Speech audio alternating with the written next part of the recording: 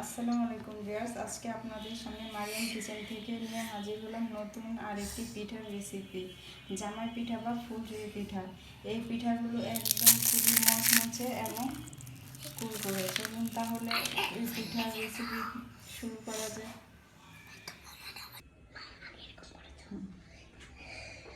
আমি ফুলঝুরি পিঠাটা করার জন্য এখানে সব কয়টি উপকরণ নিয়ে নেব বাটিতে। আমি প্রথমে এখানে নিয়ে নিচ্ছি ময়দা, দিয়ে দিচ্ছি কালো জিরা। এটিকে অনেকে ফুলঝুরি পিঠা বা জামাই পিঠা বলে। দিয়ে দিলাম কালো জিরা। এখন দিয়ে দিচ্ছি ময়দা, এই চাউলের গুঁড়ো, গুঁড়ো চাল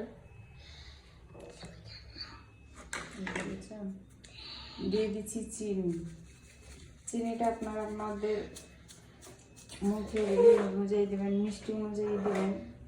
আর দিয়ে দিচ্ছি একটি ডিম।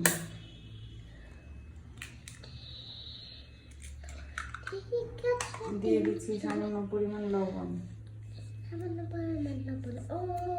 এখন আমি সব কটা উপকরণ সুন্দর করে একটা দিয়ে মিশিয়ে নিই।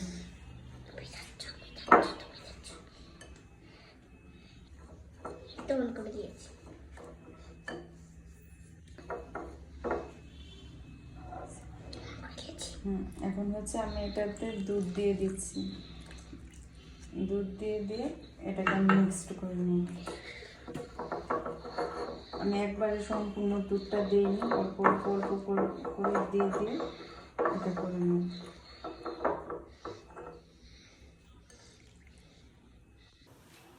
আমি সসটাকে এরকম তেলে ডুবিয়ে রাখছি, গরম তেলে। এখন এটাকে ব্যাটারটার ভিতর দিয়ে দেন আমি তেলে দিয়ে দেব।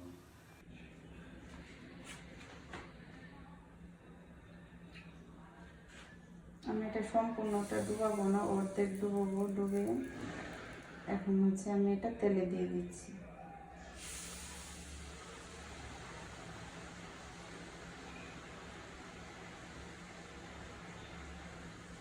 এখন এরকম করে ঝাঁকাইলে ধীরে ধীরে পিঠাটা ফুলে আসবে।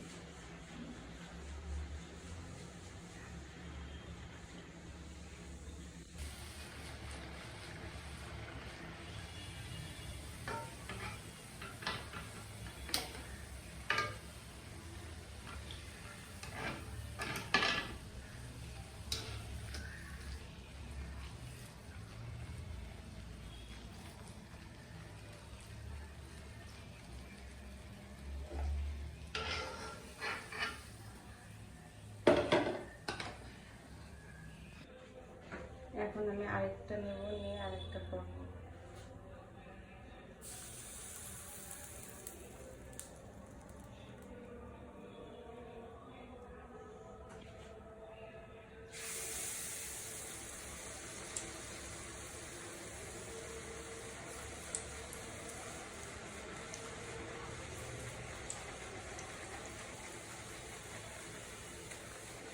এই যে আমার পিঠাটা ছেড়ে গেল।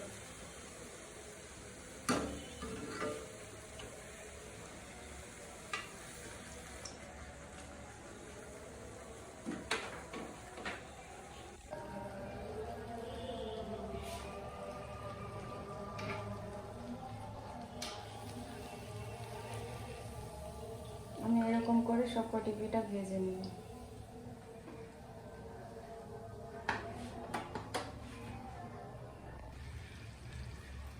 পিঠাটা এখন নরম নরম মনে হলেও উঠানোর পর কিন্তু পিঠাটা ঠিক শক্ত হয়ে যাবে, একদম মচমচে হবে।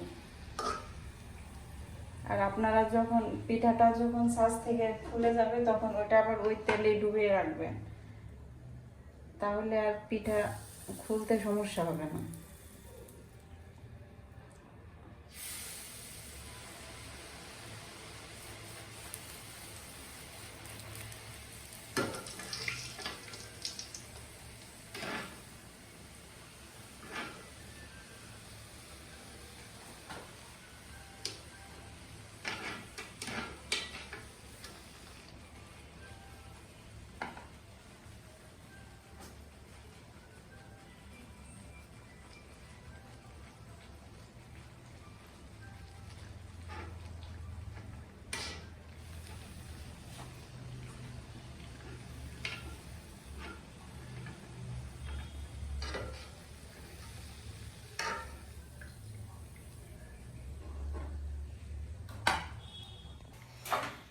তৈরি হয়ে গেল জামাই পিঠা বা ফুলঝুরি পিঠা।